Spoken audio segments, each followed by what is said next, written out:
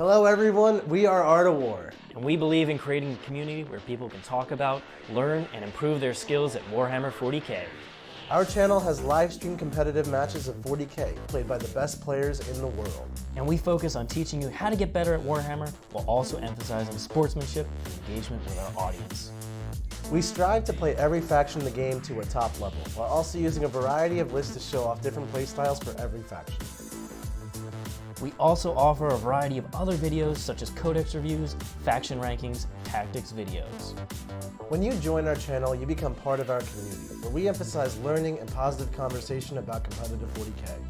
You get early access to our videos, sub badges, emotes, as well as rewatch those hangout and hobby sessions. Joining our community is a great way for you to show your support for us, so we can keep making awesome videos for you and continuously expand the bounds of competitive 40K.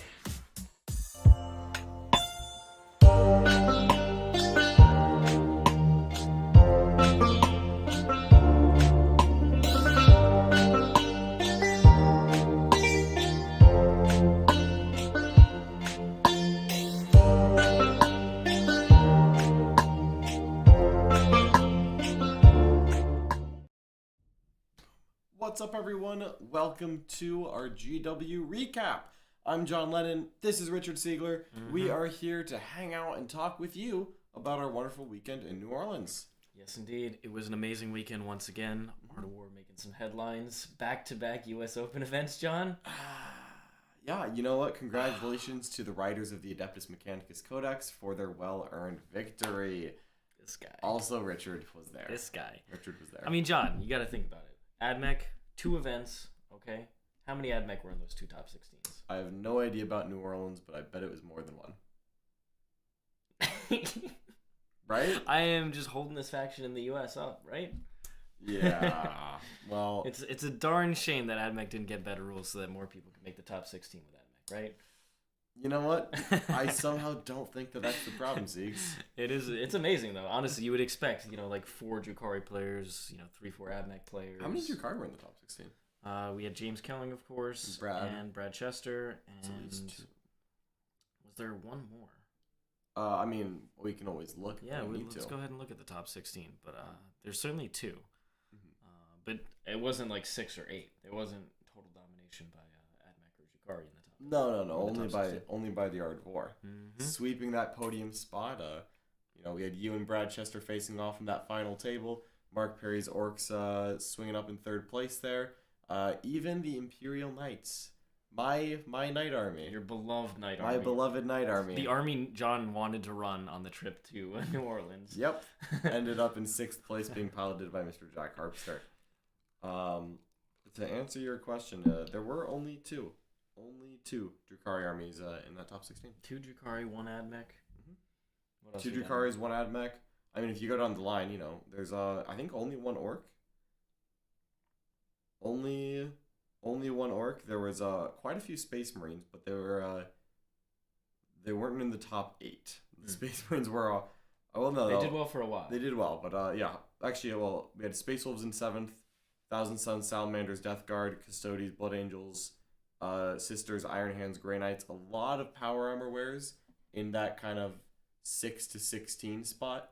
But the top spots were dominated by the usual suspects, I would say. It's kind of amazing how both events have had actually quite diverse top 16. Yeah. I'm wondering if that's the nature of the cut. Yeah, I feel like it is. Yeah.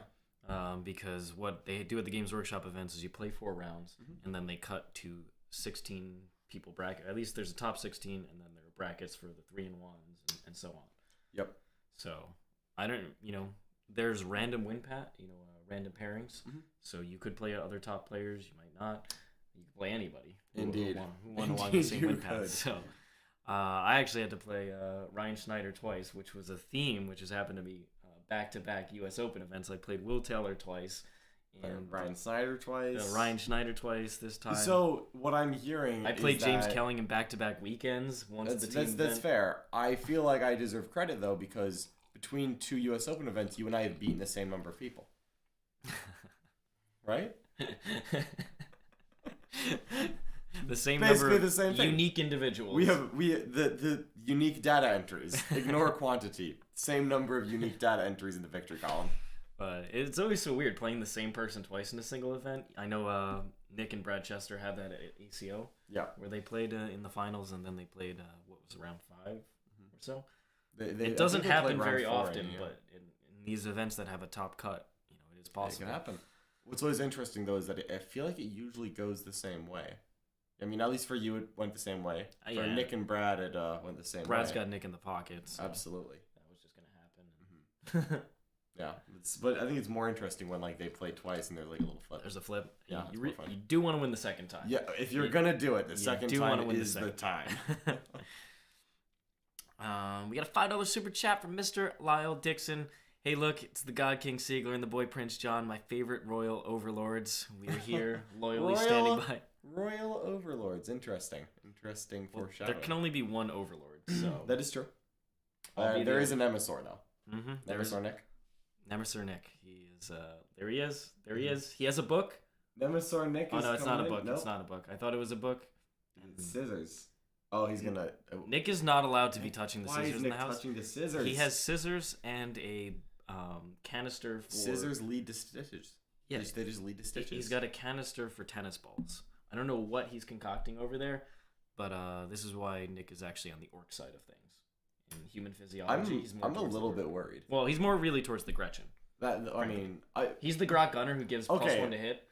But you know how the Mad Doc sometimes performs an experiment and they operate on an orc and they replace its brain with a squig.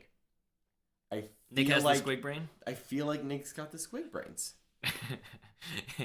Is he what's being launched from the squig launcher? Is that why they're AP3? I feel like Nick is the guy launching the squigs. He's the guy launching I think he's launching the squigs. I don't think Nick is being launched as a squig. I think but he has a squig brain. Like one of the squigs got in through the ear hole. He's the targeting matrix. Absolutely. The squig targeter. I don't know. That means Mark must be the one driving. Terrifying prospect for everyone. You never know what's gonna happen. You never know. We're just going straight up to those middle objectives, no problem. Yep. Thanks so much for that super chat, Lyle. No faction other than Drukari placed twice in the top 16. Yeah, which is wow, that is shocking. Of course, there is the asterisk that I think there were probably 5 Space Marines, but they were all different chapters, so all different. It wasn't makes just it a little better. Or... No Ultramarines. Very disappointing. It doesn't play the same on that terrain. As you're right. used to. Yeah. John's Ultramarines is I'm gonna find an angle, and on the GW trains, there are really few angles to find. Yeah, those angles have to be Alpha Strike just doesn't work. You have to find the angles mid-game on GW. You really can't do it when the game starts, unfortunately. Yeah. Unless you're running planes. You can find angles anytime, John.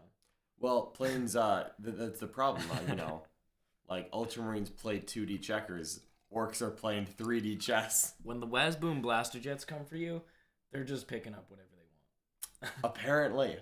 I ran the numbers, and boy, did the orcs believe that they don't believe in math. 2 Death Guard as well. That is true. Oh, 2 Death Guard. Ooh. I didn't end up playing against the Death Guard, but I believe one was the several Contemptors. It had triple Plague Burst Crawler, and a Demon Prince. Yeah. And then a couple units of small Terminators. Pretty standard Death Guard, but it's still a strong archetype. Yeah, Death Guard is just solid. Yep. I wonder how he did against Mortal Wounds. That's the biggest scare for this meta is so full of mortals. Somehow Death Guard are super tough until Mortal Wounds get involved. And then they're like, oops, we forgot about being tough. Yeah, not anymore. They're just gone. Yeah. Well done to the GW event. Have to say, though, Nick gets my vote for MVP. He is a natural on stream. He is indeed. He's had a lot of practice. Absolutely, honestly. Nick. We've heard so many good things about that stream. Haven't gone back and watched it yet. Just got back in this morning. We've been home for 11 hours. Yeah. Several of which were spent sleeping. Most of which. Most. But he did a great job. Yeah, there. Nick and Paul have been putting a ton of work behind the scenes to refine their commentary. And I know leading up to the events, they did several practice runs. Just getting in, vibing with each other and nailing down the format that they wanted to do. This is their second event together. So they are putting in a ton of work behind the scenes to make sure the show is amazing on the GW stream. Absolutely. I'll definitely be going back and looking at some of those games. I'm sure you will. Because the funny thing is, we're at the player tables on stream. There's 3 tables right next to each other, and then they're on the, they're 10 feet away, sitting at the booth. And all you can hear is Nick getting super excited about different things during the game. You're like, oh, Nick, if only you knew what's about to happen right now. Yeah. Will we be seeing you guys at Crucible, John? John is the most, king of Crucible. Most likely. Give context to Crucible. What is Crucible, and why are you the king of it? I love Crucible. Crucible is the largest event, largest regularly held event in Florida. It's held in Orlando every year. Crucible is a tournament after my own heart. I've been going to Crucible since I was 16. 16 if the math adds up, and I'm currently 25. I love Crucible. I lost Crucible many times, and then I broke through and won it. And I liked it so much that I won 2 more times in a row. And The three-peat. So I have the three-peat. So, but I don't know. There's a lot of nasty stuff out there. I'm hoping to go down in 2 weeks. John has the three-peat. I have the back-to-back team champ with Mr. Ruben Fernandez. That's true. That's true. We beat John and Jeff in that first time. Yeah, it's a pity, a real pity that It you was won't be there. it was a for the beautiful upset. towel list with some Thousand Suns behind it. I remember that. It was a good list. Disgusting. Good to see you boys at the GW Open. Hope to see you all again. Well, congrats on your top 8 placing, Hunter. You did amazingly well with the Space Wolves. Yep. The highest rated Space Marine player at that event. Yes, And indeed. not only that, but he did it with a handicap. He did it with a handicap, which frankly makes it even more impressive. Oh. Hunter, I'm so sorry that you had to bring a drop pod in that list, but it's okay. It gets better. But Hunter did amazingly well. Absolutely. Fellow War member. So glad to see you doing awesome. And only Mark Perry. It took Mark Perry to take him down. Yeah, I think Brad and Mark both got him. Brad and Mark. Oh, so you had but still, the back-to-back Art War guys. That's a strength of schedule anyone would be proud of. Definitely. It's a harder strength of schedule than Brad had. Yep. And he did beat down Mr. Blake Law from the Unbroken. Poor Blake. Oh, Poor Blake. I watched that game, and man, the Cerberus Raiders were not used effectively, John. It was a disaster, but I got in there. I gave him some coaching advice, and guess what? On the spot coaching. No, after the game. But it's still I waited like till on the after spot. the It's game. at the table though. Yeah, you know. at the table, like post-game analysis. But yeah, he actually started using those tricks and tools. Good, there you go. And won some games. Is the GW terrain too heavy? I don't think so. I think it's perfect, honestly. I really like the amount of terrain that they have on the board. I like it, but I actually wonder if it's a little too heavy because I feel like it really incentivizes planes and indirect, and I feel like those are less fun ways to play the game. I want like. I don't think it is. I think the case right now is that there are several planes and indirect That are buggies just that are just too undercosted. good. Yeah. Period. Whatever terrain you're playing on. That's true. And if those were costed properly or had rules that were more balanced, then it'll look more like the Orlando event, which was a very interesting MSU trade that's event. fair. That's fair. So I think that's just Yeah, this that meta can be right now. fixed, yeah, I think that'll be fixed with points or fair enough. FAQ. Fair enough. But I really like the amount of terrain. It's really hard to blow somebody up turn 1 unless they literally that is stand what out I in the like. open.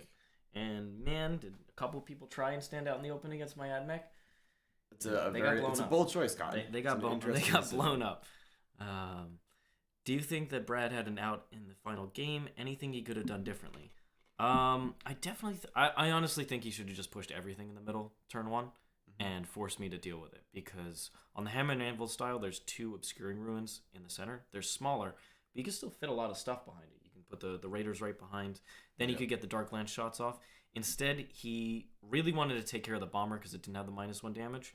But I did have +1 save and counters and cover up, so I was going to take 5 ups against Dark Lances. So Brad wanted to line it up so he gets rid of the bomber, and he didn't want that thing in his backfield, dropping bombs on all sorts of Dropping stuff. bombs on him. Yep, and he didn't want me slowing down Incubi that were out of transports and stuff I mean, like he that. should have just shot Dark Lances at your planes. So he did. He shot all 3 at the bomber turn 1, and I made 5 and 6/6 on the saves.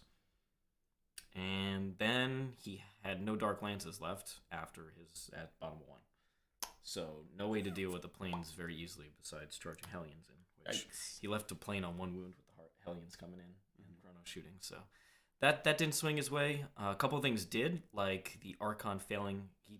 Archon's taking 9 invulns and then 3 mortal wounds. He fails the 3rd one, and then every other save was a 5 and a 6.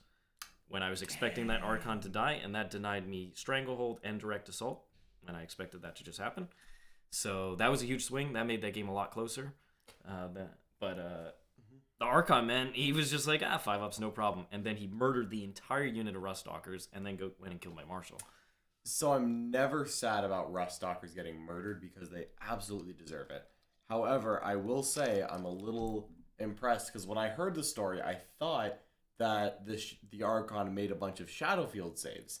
I didn't know two that and failed the third that one. he failed to roll the one immediately and then tanked the 5-ups. He tanked the 5-ups. And it was like he took 1 damage and the mortals, and that was it. So he just lived. It was like, now I can't consolidate onto the objective anymore, and I missed 6 points. I'm gonna be honest, Richard. When someone makes a bunch of 5-up invulns against you, it feels like the universe. Well, it was funny because I was like, all right, so 9. He fails that one, like, so he's just dead, right? And he's just like, nah, I'll make those saves.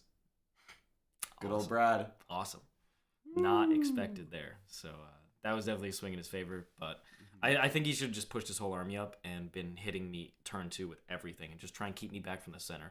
That was the best play, is to just deny me direct assault and stranglehold for 2 turns. If he could do that, I think he's in with a shout. I like it. Let's see. You had some questions there. I even saw mention of Black Templar models. There are. Have you looked at those yet, Richard? They're all awesome. Yeah, I saw. Did you see the ones that came out this morning? Yep. The box set looks amazing. I've what sent I love a message the to most. Warpfire. Primaris Lightning Claws. Yep. Primaris Lightning Claws. They look so great. Like, that has me excited. Let's see. What do you guys say about... Yeah, the Black Templar models look incredible. So I'm hoping Jack and I are both very excited for the new Black Templars. If there's only one box available, John is going to try and snipe Jack. Absolutely. Just snipe that box right away. We're going to tell him it's out of stock, and then, like, 2 days later... John will have it all painted up. I'm like, yeah, it's all painted now. It just showed up painted white and blue. Also, I've been reading the codex for the last 3 days. Yeah. You want to know what's in here? Oh, God, I wish we had a box. Can I complain about that real quick? Sure. Absolutely, I would like to. So, complaining is one of my favorite things, of course. At the GW event, they had the Black Templar box behind like a glass case display. And it was unlocked, so I have held this box. However, it was shrink wrapped, and I am not brave enough to open it in front of the entire GW 11 GW employees and also a convention. But I did because there's like a sales thing behind the case, and I just like see this thing open. I'm like, yeah, there's dice and everything behind books. There's dice behind it. I was like, is the box just there? And I was like, I poke it. I'm like, no, this is just there. And I'm like, just pick it up, set it back down. I'm like, soon. So the rules were there. I was this close. But, we'll find out next week. Who needs a bigger nerf, Art of War or AdMech? Definitely the Art of War. Statistically, yeah. Statistically, the Art of War is... What is it? You posted the stats? Oh, over the last 2 events? The last 2 GW opens. The Art of War has played... so the coaches have played 72 games. And we won 63 of them. And 8 of the 9 losses were to Art of War coaches. Yeah, Art of War on Art of War violence. Art of War on Art of War. You hate to see it, really. You really do. Oh, man. Yeah, unfortunately, poor Jack dropped a game with Imperial Knights against the Drukhari, but I think I can forgive him. Yeah, I mean... I will come to the Talos didn't want to die. And when Talos don't want to die, it sometimes gets scary. they don't, which is weird because every time I play Talos, they're like, I want to go back on the shelf, man. Why did you take me out? That's what happened. They're like, how fast can I get off here? When the planes and the Rangers showed up, they were like, nah. And then the Ruststalkers, not to mention the Ruststalkers. They were like, that game was fun. Don't know why you brought us out. We wanted to go back. Can we say John pulled a Nick and YOLO'd Black Templars? You know what? It was pretty close to that, yeah. However, at a bare minimum, at least I didn't lose to Magnus. You didn't lose to Magnus and Morty. I didn't get Bash Broed. I wish I had played that, actually. Terminator's like wound them on too. It's fantastic. It took orc nonsense. It took some orc nonsense, but that's okay. I still I stuck it out. You had some really good games. Yeah. You had some really good games after that though. You played Jaime on stream. Absolutely, I always had a great time with Jaime Paris, and I had to take down as many Space Wolf players as I could find. You played Nick's coaching client as well, Justin Moore in the final round. Yep. Yeah, I played against some Adamek, got some good Drukhari practice in as well, and somehow the Black Templars overcame all, except the orcs. One question: in our meta, Space Marines are lost as hell. What do most of them? What are they doing wrong? What should advanced players recognize in list building gameplay, especially against Drukhari and AdMech? So I think what you have to recognize to start is that Space Marine chapter choice varies vastly based on the terrain format. So like for the GW event, I think Black Templars were the best choice. However, unfortunately, the Orc match is a difficult one to overcome if they have too many planes, especially with them ruling that you cannot devout push into a plane, which really hurts Black Templars' ability to deal with that kind of an army. Hellbreak's Meltagun can only do so much. He does a lot. It did a lot, though. It did a lot. But I think you have to recognize that based on your terrain format, you need to pick one of the archetypes and skew hard into it right now. Right now, I think ignoring the fact that there's a Black Templar book coming in a week, that it's going to change everything. That will change a lot of things, I'm sure. I don't know what it'll change, but it'll change something. I think Black Templars are for heavy terrain, and you do either Death Watch or Iron Hands if you're on moderate terrain. Not Ultramarines? I think Death Watch are better right now. Really? Yes. What puts them over? Starting 5-up invuln. There's too much Alpha Strike right now. I can get, if I go second, I can get shot by too many Las Cannons and Waz Bomb Blaster Jets. Oh yeah. The invuln from the Librarian. Yeah, and I'm not planning on first turn being necessary because I'm not willing to concede that I have to go first to win a game. So if I'm planning on going second, then Death Watch are much better there because they have the inherent invuln. They also don't have to take a Psyker to do that, which makes them much stronger into Thousand Suns and Grey Knights. You can pack more Dreadnoughts, I think, better into a Death Watch list. Because reroll wounds, too. The reroll wounds from the Tome of Exoclades is really good against Orcs who are taking multiples of... Because Ultramarines kill one unit, and Death Watch kill a unit type. You also have an automatic secondary against the Xenos. You also have an automatic secondary against Orcs, which is a very difficult matchup right now. And against Orcs, I don't want to come out early, so I want more secondaries that don't involve me running into the middle of the battlefield on turn 2, because that's where you die. So if I'm going to hang back a little bit, I want more stuff that's good against that. So I think Death Watch I've passed Ultramarines for Dreadnought lists, and then Iron Hands for all-around shooting. I've seen a lot of success in Europe. I'm still not 100% sold on them, but I'm not going to argue with the results. Iron Hands have done very well recently, so I got to toss them in there. All right, makes sense to me. What do you guys think of the Thousand Suns list that won? I'm not sure what event Thousand Suns won. If you want to post a little synopsis of their list, that would be super helpful. Let me see. I might be able to find that. Brad exposed his court too soon for some reason. He sent it in because he wanted to trade them for those Rust Stalkers, which I think was a fine trade. The problem is that I left the Rust Stalkers such that if he wanted to engage them, he was going to have to pile onto the terrain, which meant the Rangers could shoot in return. And he wasn't going to be able to wrap the Vanguard. And he didn't want to engage the Vanguard because he'd be -1 strength and toughness, and then he probably doesn't kill enough Rust Stalkers, and they obliterate the court in return. Yeah. Let us know what event Thousand Suns won, actually, because I have a list of events from some of the stats guys. I didn't see any of them that were won just by Thousand Suns. It looks like the there it is. Yeah, the Warhammer for Nola GT was 25-man won by Thousand Suns and Death Guard combined. So that's interesting. A little soup list of the legions. Do you guys think the Nids are better with or without D. McCarrans? Well, John's actually going to play Tyranids tomorrow. I am actually playing Tyranids tomorrow. Right now, I think it's without. The way the meta is skewing right now, there's a lot of anti-tank going downfield right now. Between Drukhari Dark Lances, AdMech everything, and the concept of Orcoid codexes, there's a lot of anti-tank going downfield. So I'm a little nervous about D. McCarran's. Unfortunately, I think the meta shifts and the points hike put them out of the list for me. Yeah. And I think Tyranids go back to a more conservative hide behind a wall play style, unfortunately. Double Hive Guard? Double Hive Guard is coming in. Nick doesn't stand a chance. He doesn't stand a chance. Well, I'm playing against the Tyranids. I know, but Nick wouldn't stand a chance. That's true. It's important to point out. Orc heavy vehicleists really put the average weapon choice become useless unless you do heavy strength 8. Does it affect much on the meta? So I think it does, absolutely. I think the mid-range weapons are the ones that are getting punished the most. Yeah, like autocannons, heavy bolters. Yeah, like not that, the Cognis Las cannon was ever in question, but I could not imagine taking autocannons right now. No. I couldn't imagine. No, it'd have to be a horde meta to get all those extra shots to actually matter. But Mm-hmm. the flat 3 plus D3 is just amazing right now. Yeah. There's a lot of anti-tank, there's really a lot of strong, flyers. Just being able to pick up something with 2 to 4 shots, incredible value. Absolutely. Are they going to nerf AdMech thanks to tournament results like yours? Possibly. We unfortunately have no knowledge of that, but I would like. I think the game needs a little bit of a balance. Malik won 2 events in the UK too. You won the Invitational and the LGT. Open, yep. You've won the 2 GW Opens. Yep. My lists were different. The Mars one was closer to theirs, but I still had a lot more counter assault. Yep. I imagine the planes are the biggest abuser, and the planes are what lets you alpha strike people. My metallic list doesn't alpha strike at all.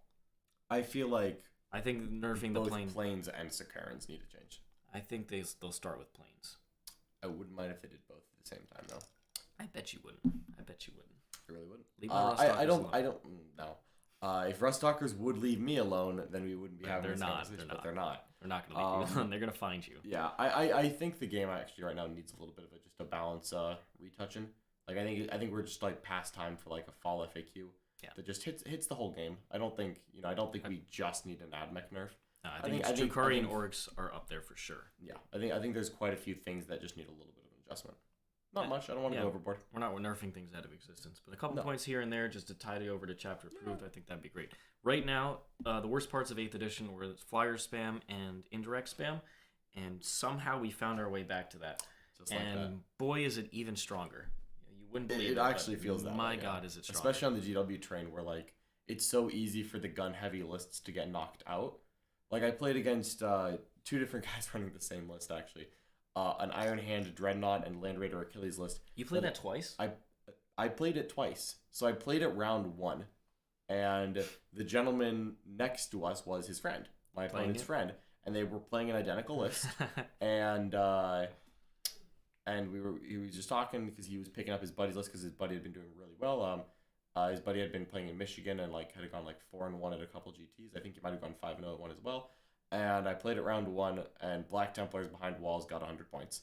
And then round 5 or 6, I played the gentleman who wrote the list, and Black Templars got another 100 points. And that's just going to happen when Black Templars play against that archetype. But I think that archetype, I would have had a much better chance against Mark with that kind of a list. With that type of skew. Absolutely. I actually think that not will beat, but has a solid chance to beat an Orc vehicle list. And unfortunately, that kind of list, like the counters to that, get just knocked out by random things in the meta at GW. Wonderful question here from Cloud Mode. Thanks so much for the $5 super chat. Not sure if you talked about it yet, but John, what can Sisters do against Grey Knights? I think Sisters do actually have play into Grey Knights. I think that it means going a little bit lighter on the Flamers and Immortal Wound output. Like things like the Dominions and Seraphims are not very useful in that matchup. And just getting a little bit of extra Melta in. Honestly, the absolute biggest thing against Grey Knights is asking your TOs whether or not Argent Shroud is going to function as it, in my opinion, is clearly intended.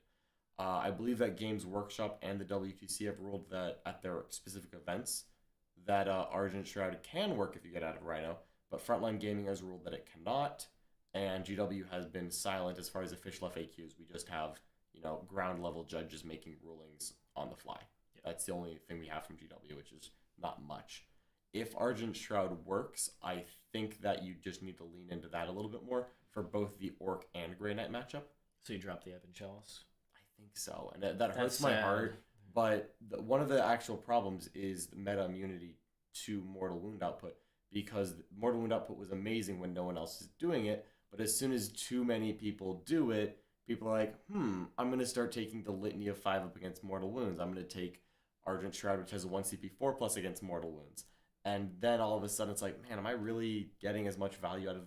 If you're like, it's one thing to have incidental Mortal Wounds when you build it into the list, and then there's too much of it, people start taking for it. Yeah. Like every chaplain I see is like the Litany of Divine Protection or whatever it's called, the 5 against Mortals. Jack is talking about taking Soul Warden. Black Templars are coming out of the woodworks, and they do good things against Mortals. Yep. Grey Knights do good things against Mortals. Mars have a turn of 5 of Mars have a turn of 5 Feeling Pain against Mortals. Sisters have an order that gets a 4 up against Mortal Wounds. AdMech have a strat for their vehicles that have a 4 up against Mortal Wounds. Yep. Once all of that adds up, I think the Mortal Wounds lose value. So right now, if I could take Argent Shroud and it would be working, I think I would take Argent Shroud. Which hurts to say, because Ebon Chalice is much more fun. Yeah, it's a lot of fun. That's 6 on that miracle that you're like... It's that, the CP region. Ebon Chalice is 5 different things that are all really, really cool. And then the meta requires Melta. That's fair. How many foot slug and sisters with 22 Meltas? Somewhere in between.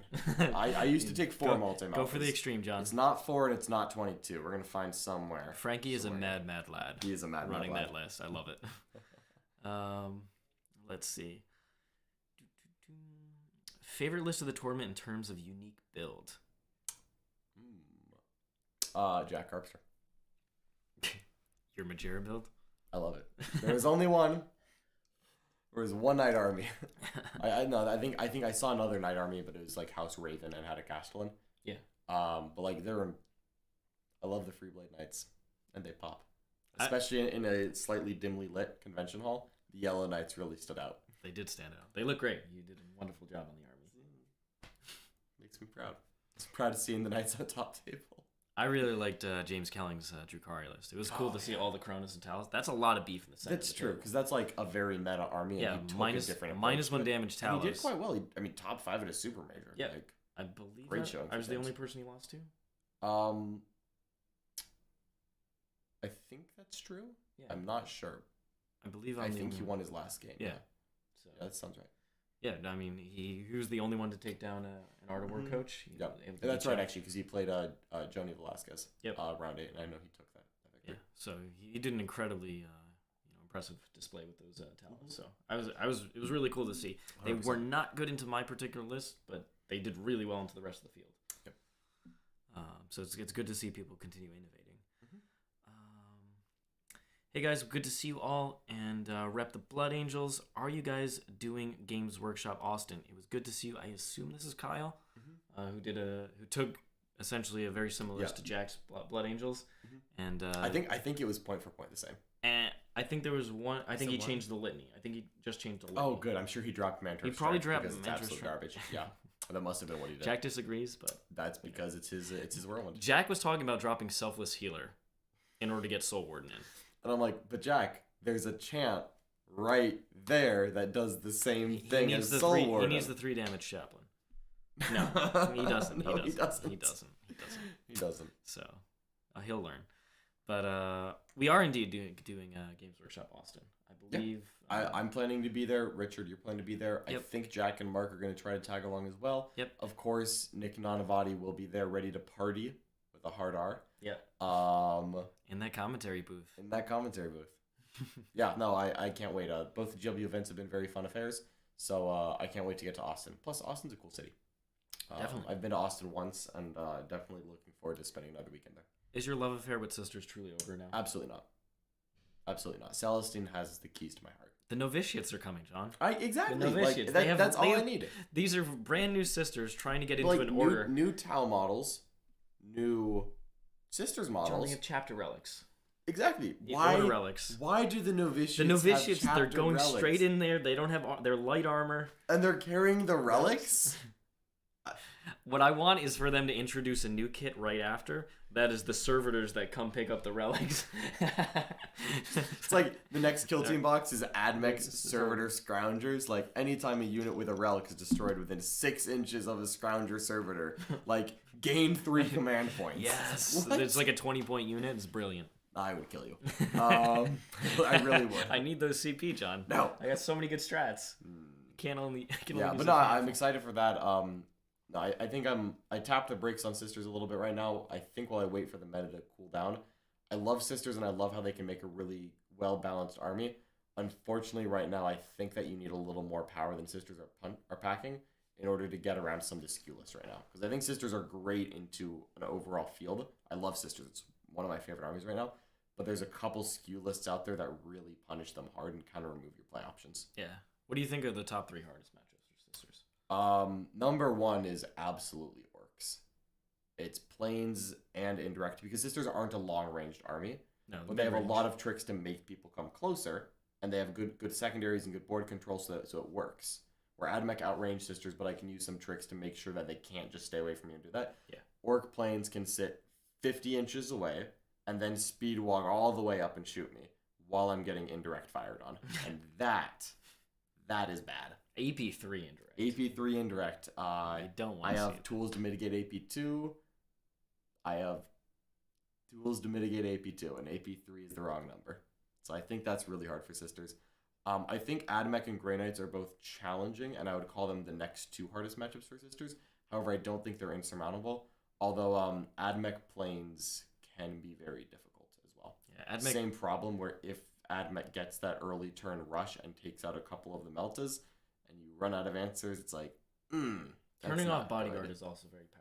Yeah, that also hurts a lot because you have to be very conservative with the character. So Celestine doesn't get to just range out and murder the planes. Or just hold down a middle. As long as one plane is alive, I lose Bodyguard, and she could just she could just go like that. Yep.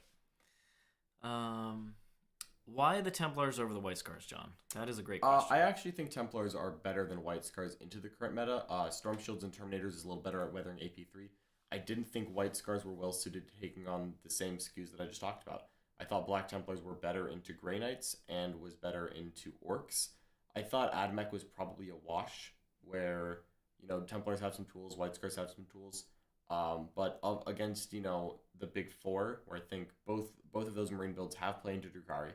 I think they both have play into Admech, but I thought that White Scars would suffer a lot against Orcs, and I knew that Orcs were going to be a popular army here, and I also thought that Black Templars had an advantage into Grey Knights or Thousand Sons. So a lot of the new stuff, and also Sisters. I thought Black Templars had an advantage there. Makes sense to me. Let's see. Hey guys, missed you a lot. Well done on the performance. Love the shift to Mars veterans, Richard. I did enjoy playing Mars. It's back-to-back weekends with Mars. I got to play the list I actually wanted to play at Orlando. Yeah. And I did really well with it. So I was impressed. The Flyers ended up working pretty well in most matchups. There were a couple where I was like, if I just had 500 points of anything else, this game is a lot easier. Yeah. When you play against a lot of guns, it is scary. Absolutely. Going second against, you have like 5 Dreadnoughts. This could be tough. But it very well could be. The ability to stack +1 save cover on them meant that with the -1 to hit, it's actually not guaranteed that you kill more than one flyer. Yeah. And that saved me in a lot of games. I believe it. And then there's just plenty of armies that don't have tools to deal with planes. Do they have an invuln built in? No, they have no invuln. So it's just okay.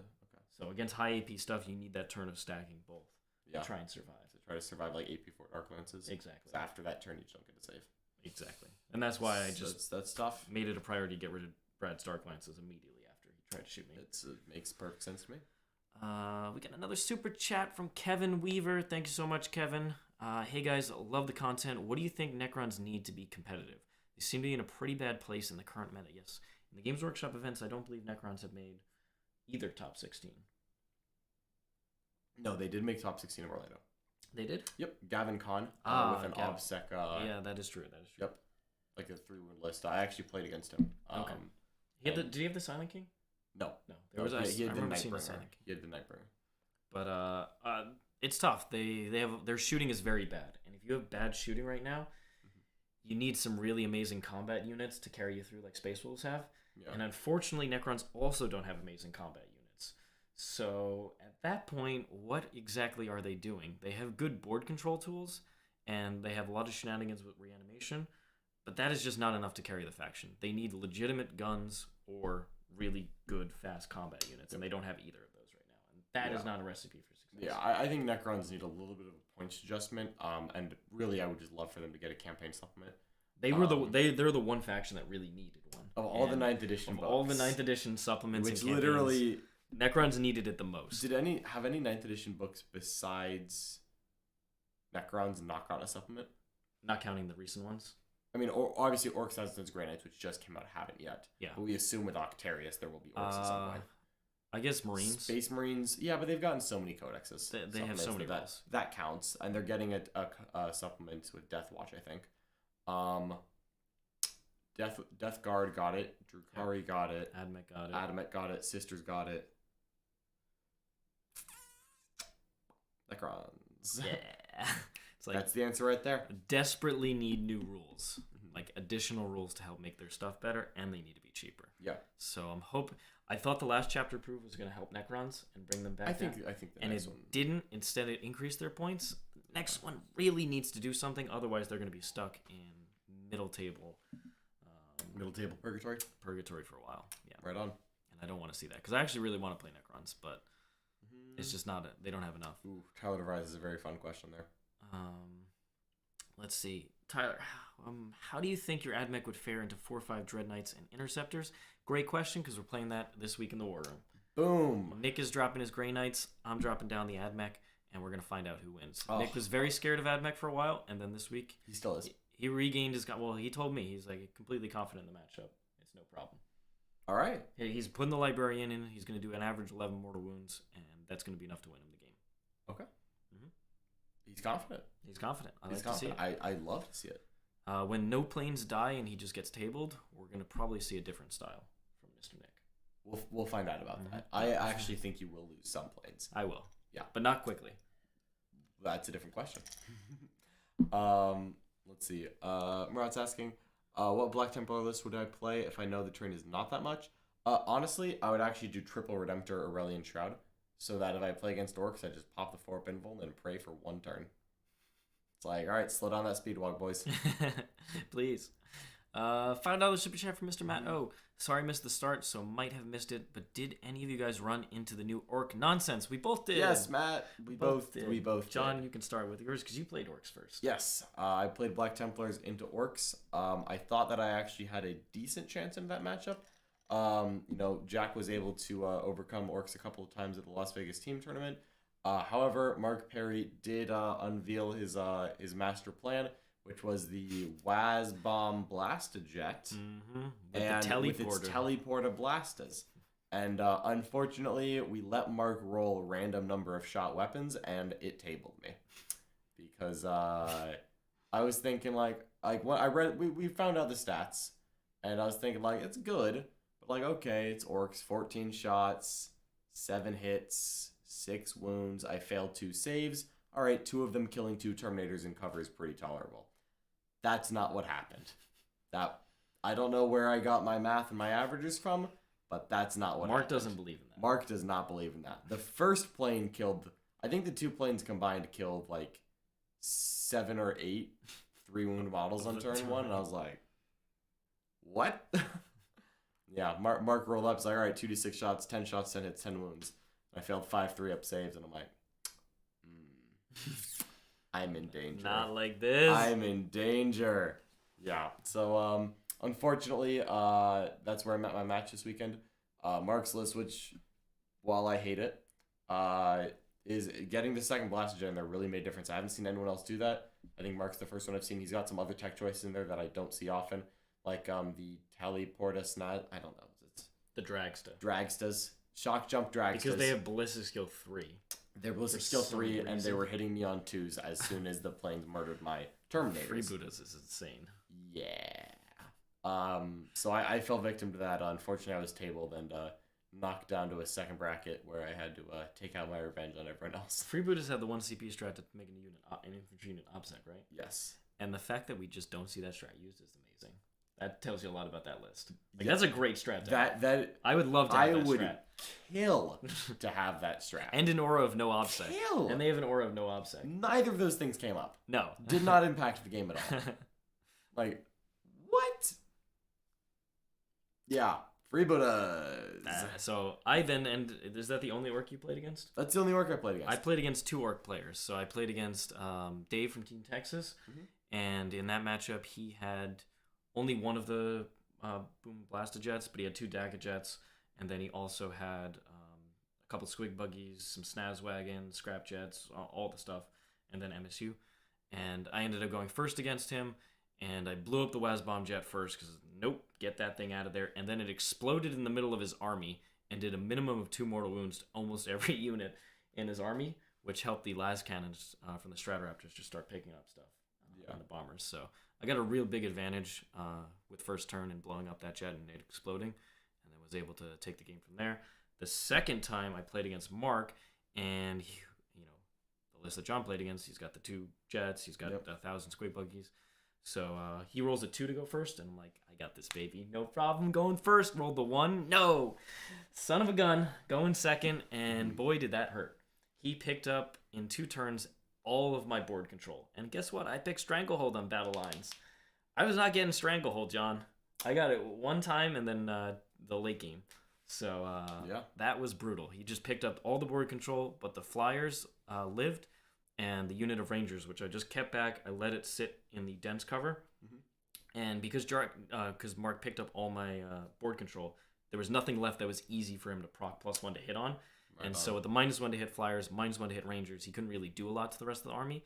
Once he was at a speed wad turn 3, I moved the Ranger brick up, ignore AP 1 and 2, +1 save from the cannon, throw on that in cover, and I basically take no damage from his army. And it just started, anything on objectives, the Ranger unit picked up, and then the planes just started finishing things off. He did kill one of the planes with a random mech boy, or not a mech boy, a burner boy that had a smash a weapon. Rolled his hit, rolled a wound, and did 6 damage to the plane, which went down to 5. And I was like, I really didn't expect to lose this plane, but luckily I was able to take it in the end. Yeah, it's the 5-point custom Mega Blasters. I'm like, just like, what? Like, this AP gun is 4, 5 D6 damage. He's like 6. Okay. yeah. He also hit me with the random mortals from the squig buggies. That's like a 6-inch gun against a vehicle. You would just have to hit and do mortals. It's like, what is it's this? a squig mine. So you take a squig, and you strap a hand grenade to it, and this is like getting like Russian World War II on us. They train the squigs to run under tanks, so it works on vehicles. And with a flyer, it's very easy to go under it. I myself have been underneath a plane before. It's not that hard actually. It's pretty safe, you know. But these squigs, they're wearing Jordans and they can jump. So the squig mines that are trained to run underneath a Lehman Russ or like just shooting my a flyers. Chimera are just like, up we go, and just straight into the aircraft. So, it's a beautiful thing to witness. Yeah, it was wild. But that game was very like scary going second. Yes. So I managed to take it. Basically 3 flyers and the Ranger unit won me the game, and the Taraxi. Yeah. Which, man, I was down on the Taraxi after the Metallica list, and then they were clutch in a lot of games in this tournament. I went down to the 5-man, and that was enough. 5-man's enough? Okay. Yep. I'm happy to see Traxi and they're really cool models. Yep. They are very fragile, though, unfortunately. I believe that. You should just pack 10 for the 5-man. But yes, we did play into the Orc nonsense. It is obscenely powerful. And, man, Squig Buggies, Speedwall is insane. Speedwall is pretty strong. Let's see what else we got here. Liam Hogwood's list on GT with 15 Melta seems good against this tournament. What meta question is how it performs against other types of armies. It does, running that many Meltas skews very hard in a particular direction. Yep. I'm always nervous that I'm going to like bring that kind of thing and then play against like my Metallica list. There's a lot of things. Yeah. There's a lot of things that I don't want to have that many Meltas against. Yeah. Yeah, there's several armies in the game. It's always because I roll once against you. Not to wound. I can wound Richard. Damage rolls. It's the damage rolls. When you roll 1 damage on a Sakaran, it feels real bad. I'm like, am I about to spend a CP on this? No. To kill a 17-point model? Yeah. This is when I got you to fail. I think I got you to fail 4 saves from like multi-meltas, and I rolled 1, then spillover killed it. Yeah. 1 spillover killed it. I'm like, and then you wounded another. Like, yeah. I was like, ugh, God. This is not it. Yeah. In hindsight, would you have gone for a different army, John? Oh yeah, absolutely. I actually wanted to play Knights. Seriously. In perfect hindsight, I think that I might have been able to pull something off with Deathwatch. But I didn't really have what I wanted painted, and I would have to try out some different things. No, I mean 7-1 is still a good showing, so I'm not mad about that with the Space Marines. Black Templars are super fun. I think I would have rather played one of my armies because I only had one game with the Black Templars, unfortunately. Yeah. And I definitely felt that in my game against Mark, where I think my timing wasn't perfect. And of course, when I'm, you don't really have much margin for error when you lose a lot of points turn 1. Like, I am in trouble. I was in trouble in that game. For sure, I was in deep trouble. But that's okay. I think I would have probably gone either Deathwatch or ideally, honestly, I would actually have played my Imperial Knights. Yeah. There was a whole car ride of me trying to talk... Canis Rex? Can we get Canis Rex out of you? You cannot. He has a guy. There's a guy. You can't do it. You can't do it. Although, Canis Rex would not count as destroyed for the purpose of freebooters. Interesting. Until they kill the guy. The random dude. Yeah, other than him. Do you think the meta will be flooded with Craftbook players after the Avatar gets a Bellicor treatment?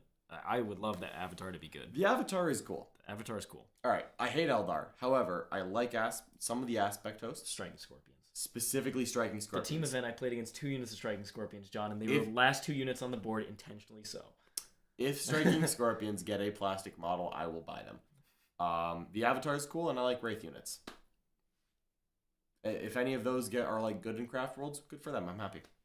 If they're broken, then I will be less happy. Yes, let's not And, be broken. it's Craft World, so what are we expecting here? I definitely like the transports in my Metallica list. If I was running that, I'd probably add another transport or 2 to try and deal with the indirect fire. But I just felt like I needed more firepower, and the planes are the best tool AdMech has against orc flyers. Yeah.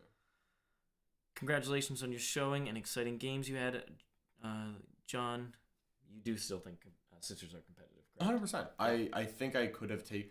I think if I had taken Sisters this tournament, I would have done the exact same thing, 7-1. I thought that Black Templars give me a better chance into the skew matchups that I lost to, unfortunately, which was Orcs. So I think they do give me a better chance. However, it clearly was not enough.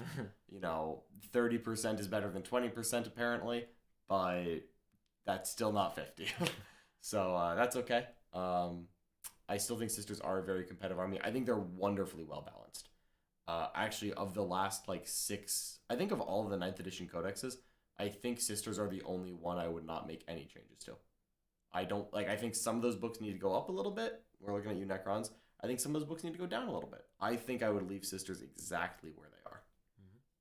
Mm-hmm. I really love them. Will you be at Crucible next week? I think it's in 2 weeks. If it's next week, definitely not. If it's 2 weeks, I'll probably be there. If it's next week, no way. Yeah, I think it's in 2. I think it's deadline. in 2. Okay. Yep. Yes, Tim. I should have taken 3 Megaras, not 2. 3. How did you find the Thousand Suns list at Orlando? From Johnny Velasquez. Yep. Brad, I think, was the only Art of War member who played him.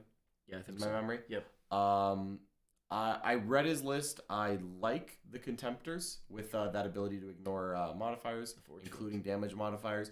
See, I tried the Forge Fiend. I think the lack of rerolls makes me sad, is the bottom line on that one. Yeah. But you can always buff its strength to strength 8. So I like the shooty elements of Thousand Suns. As for the list overall, I still am a little nervous about Thousand Suns, where I feel like they have a lot of cool things, but they can fall apart into the top tier armies. Yeah. Is my fear with them. Specifically, Drukhari was my fear, where I think that the speed of Drukhari and the ability to hit Thousand Suns where they live just punishes them so much.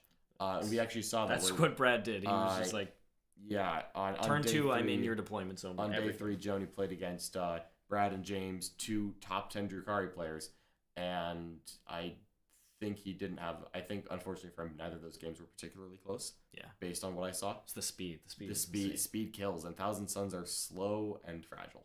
Yep. And you cannot be slow and fragile. You need turns to whittle opponents down with the mortals, and Drukhari is just not going to. Yeah, it's like 20 mortals in a turn. Okay, you can kill a boat and the contents, but you're not getting another boat. And then it's like, what if you're down 1 boat of Drukhari? That is not enough. Or if there's a wall of Talos and Cronus in front of you, they're just going to soak up the damage. Oh yeah, it's going to take forever.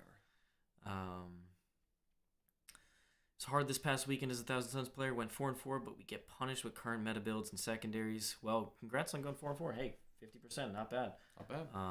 And Thousand Suns, like you said, they're not an easy army to play. They require a lot of skill. And I think we're gonna still keep learning about that book, though. Absolutely. Yeah, I think Thousand Suns are a book that's gonna reward exploration a lot. We're still in the early stages of it. So I'm excited to see what continues to come out of it, because there's a lot of very innovative cast players. Let's see. Only 1 Tyranid player signed up in New Orleans? Was there really only 1 Tyranid player? Bless their heart. Now that you mention it, I did not see a Tyranid model walking around that weekend. I didn't see a single one. I'm sure there was one. I did not inspect every table, but just walking up and down the aisles, walking over my buddies' tables while they were playing, looking at opponents, I did not acknowledge Tyranids at any point this weekend. Didn't even think about them. That hurts. The con shall hear of your preference of Black Templars over Night Scars. Hell. We'll see. High Marshal Harpster versus Con Lennon still needs to happen. What is the weakest faction that I could bring to place top 16? That you could play? Yeah. I mean, due to random win path, you can play against anything. You could it is do possible. anything. It is possible. I could bring. I could probably make top 16 with Tau. Oh, 100% you could. I fully believe that. Like, think about your first 4 games. Yeah. Think if you were playing Tau, you could have won this? 100%. I think it's like, like Tau is your bottom faction. Mine is a Gene Star cult. Bless my heart. I probably would have gone 3-1 against my first 4 games with Gene Star cult. However, I don't think Gene Star cult's high enough scoring as an army to get me top 16 with that. But with random win path, maybe. Like if I don't play against Mark, if I can get 4 games and not play Mark's orcs, where I think Gene Star cult don't do much, then perhaps. That was going to be the scariest matchup. Comparing a Ridge Runner to a Squig Buggy, by the way, it hurts so bad. Yeah, if I can avoid the AP3 Squig Buggies with Tau, I feel reasonably confident, because ignore AP1 and 2 is just still a great rule to have on them, and absolutely the amount of damage that they can put out just through sheer volume is very good. But yes, it would be extremely scary to face the Squig Buggies because they just ignore all the defensive mechanics and like 2 damage, 2 damage, 2 damage. I hope they make the Ridge Runner just an Orc Buggy. No. Like squad of 3, Ramshackle. No, just give me Ramshackle on my mining vehicles. It's done. And then also, instead of a Bomb Squig, I have a Bomb Familiar.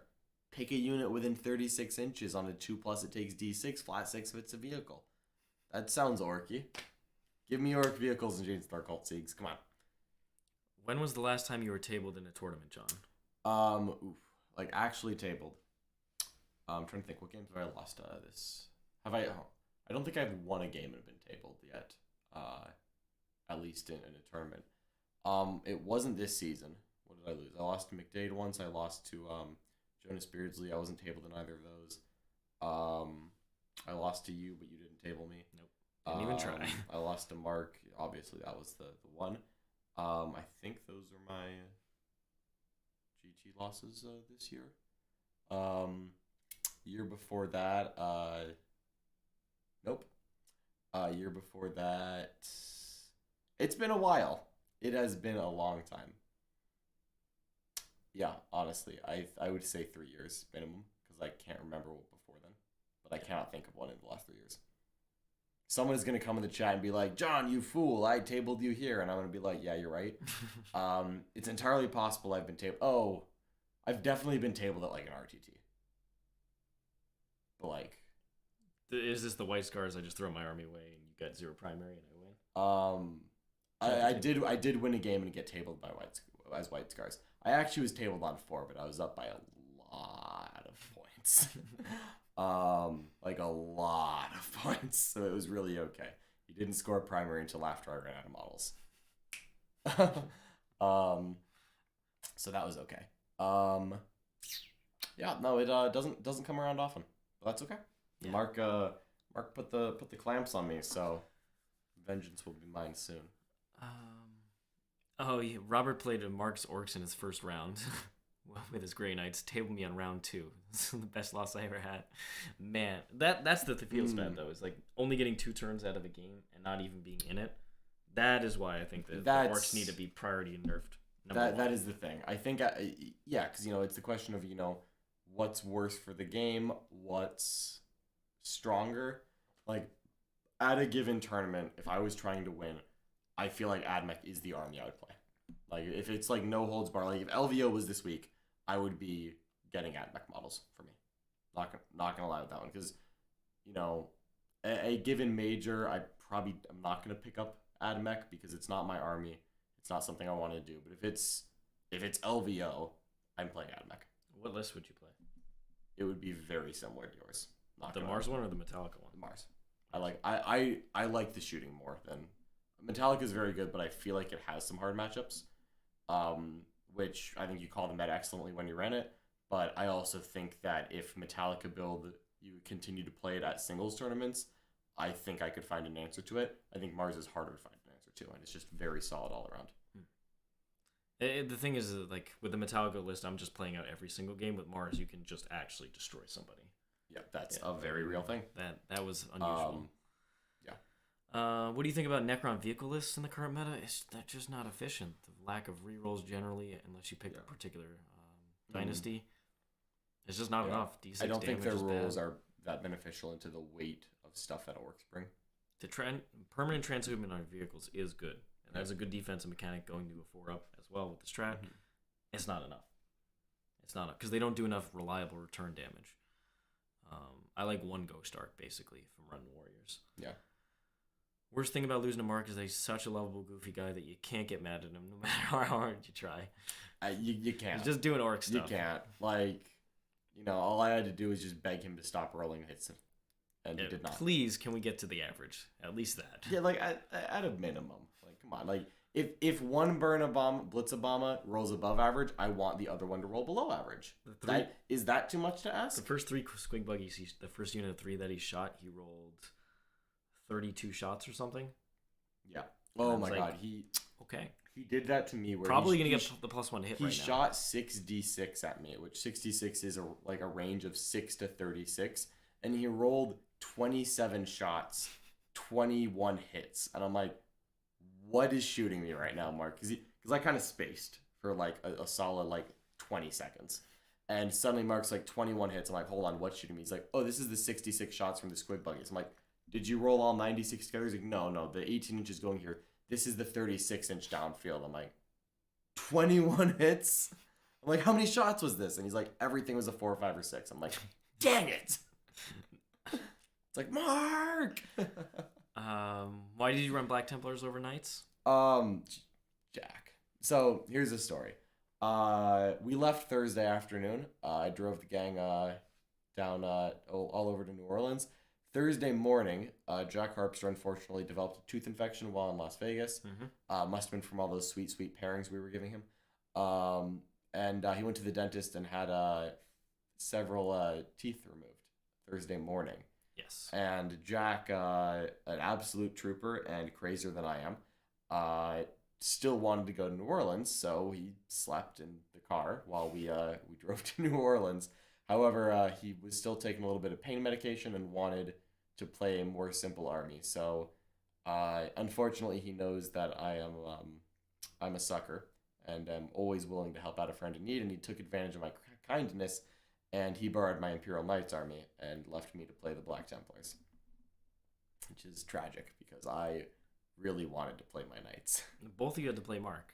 We both played Mark. 3 of us had to play All Mark. 3 of us had to play Mark. Both Jack and I took the L on that one. But Knights are fun. I really want to play my Knights. So I'm actually thinking about... I think I'm going to take them to tournament soon. It's been too long. It's been too long. The Knights need to come out. We're in Florida. But we want to go to Games Workshop Austin. Yes. We've got tickets. Yes. We are planning to. What was my Mars list? I ran 1 Bomber and 3 Stratoraptors. I ran a Manipulus and 2 Marshals. All Mars, all veteran cohort. And then I ran 1 unit of 19 Rangers and 2 units of 5 Vanguard. I ran 8 Power Sword Infiltrators, and then 8 Ruststalkers, 8 Ruststalkers, 10 Ruststalkers, 2 units of 5 Cerberus Raiders, and then 1 unit of 5 Taraxi. That's pretty strong. Yep. Pretty strong. Well, of course, you'll be showing off. Are you going to use the exact same list on Thursday? I probably will just use the same list. I think so. Yep. Yeah. Against Nick's Grey Knights in the War Room. Do you expect Black Templars to keep Devout Push next month? No. Which sucks, because, I feel... So, it's just the jank tank. Let's... Historically, going through Black Templars here, Black Templars have had that ability to move at the end of your opponent's turn for a while.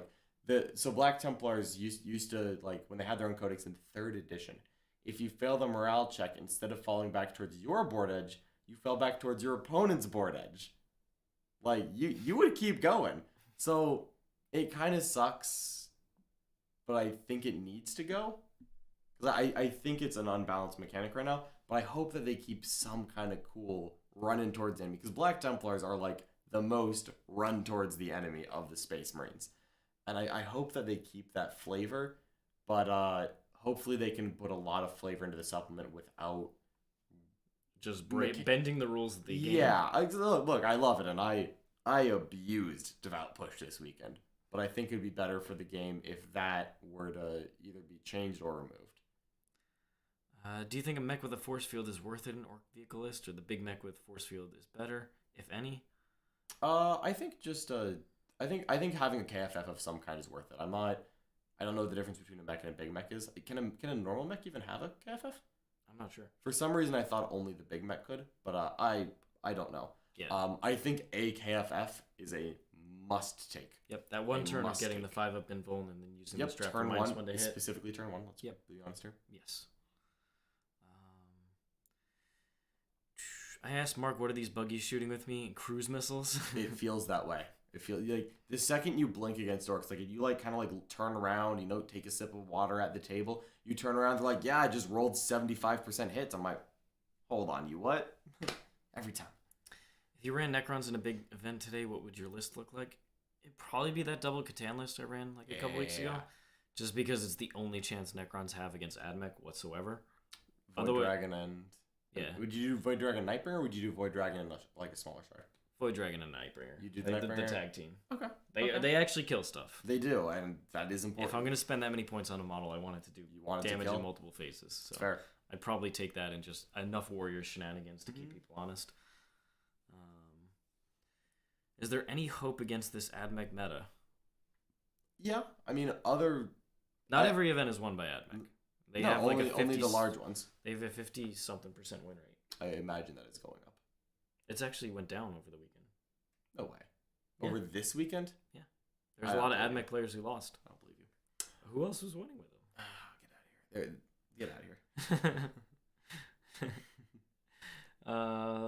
Let's see. How are your Grey Knights list coming along? What's the ratio Grandmaster Dread Knights to the regular ones? I still like 5 Dread Knights, honestly. Yep. I think Nick is going to experiment with 4 and try and get the Librarian in, and we'll see how that goes on Thursday. The Grot Mega Tank with 7 missile launchers is a thing to think about. It definitely is. Also, that is an occurrence. The something. custom Mega Blasters or whatever they have. For sure. Yeah. Did you play against any Grot tanks? No, I've not played against the Grot Mega Tank yet. I've yet to. It has no defense, basically. It's just gone as soon as it commits. But when it commits, it does a lot of damage. Yeah, no kidding. What is your Knight list these days? Free Blades. I like the Free Blade. I go triple Megara. I love my Megaras so much. I can't get enough of them. Some people put into 1 Castellan. Some people put into 1 Perceptor. There's a mix of armatures people take. I love 3 Megaras. It's too good. It's too good to take 2 of. So 3 Megaras, 1 Morax, 3 Warglaives has been perfect for me so far. And all my practice marks with Knights, I love them. And as a Free Blade Lance? Free Blade Lance, yep. Using the rules from, I think, the Book of Rust. No more House Crast. No, I like House Crast a lot. It's still my favorite house. But I think right now that OBSEC and then some of the little tricks you get with Free Blades are really important. Thanks so much, Nathan. We will definitely be at GW Austin and hope we get the chance to play you as well. Absolutely. I think Nathan was at the top 8 of the Lone Star Open as well. Unfortunately, we missed each other that time. If you guys had to bring salamanders, would you bring a bunch of dreadnoughts, eradicators, or something else? How would you run salamanders? I think I would go Gravis Heavy. Gravis Heavy. Gravis Heavy. I feel like that's what plays to their strengths the most. Just the stacking save bonuses. Stacking the save bonuses, stacking a lot of that stuff is really cool. Ignoring AP1 is very strong, of course. On T5, 3 wounds is really good in the meta right now. I would definitely have some dreadnoughts, so I think a mix of Gravis and dreadnoughts is probably what I'd do. That makes Try sense. to make a very methodical list that's really good at pushing upfield. Yeah, just something to hunker down the middle of the table. Sub both this final and the London GD final. Thanks for your can-do spirit and gamesmanship. Well, thank you so much, Jonas. Very much appreciate that. I think I'm cursed every time I finally buy and build a list from Art of War Coach. They start talking about how it's gotten worse. First Necrons, now Sisters. No, I still think Sisters are a very good army. I think Sisters are an army that really relies on the player. So I still love Sisters. I have faith in them. And the Emperor. Lyle, have faith in yourself. Mm-hmm. Bring those Sisters up. You're going to take John's place as the Supreme Commander of the Sisters. Ooh, no, it's more of Val. That's my lady Val right there. Do you ever consider running Lichguard and Scorpec Destroyers? I am probably going to play Marshall's list tomorrow. The stream game on YouTube is going to be Necrons versus Tyranids. Absolutely. I think I'm going to try out his list. I've been playing the Warriors, Catan, Silent King, so I'll go back to playing just MSU, OBSEC, more durable style. So I'll probably bring back the Scorpex. I think he has the Plasma Sight in there, so we're going to see how many Scorpex that guy kills. You have to use him. I will 100% use him. I know it's going to be a 1. That and not use it's going to be a 1. I know. It's for the what memes, else? John. What else would it be? It's look. Rad Cleansers are Assault 12. Plasma Sights. It's going to be a 1. They kill every Scorpex they possibly every kill. One a turn. You have to not kill this Plasma Sight because it's a separate unit. Just let him keep killing. Plasma Sight? Let him keep killing. Siegler, I would never. The Plasma Sight is like Combobulus Michael, but for Scorpec Destroyers. Goodness gracious. But yeah, we've gone a little over time here, but appreciate everybody hanging out with us. We had an amazing time at Games Workshop New Orleans. Our Art of War team kicking butt once again. Representing as always. And they put their scores in, so the Yeah, look at ITC that. continues Just shaking. putting him in the day after. John's number 1, Brad's number 2, Jack's number 3. Holding on, yeah. So we got top 3 spots so far. Richard is in the windshield mirror. It's like I'm coming. It's like I'm coming. What's that? 6 events Objects exactly. in mirror are closer than they appear. It's like, oh no. Oh, Richard's coming.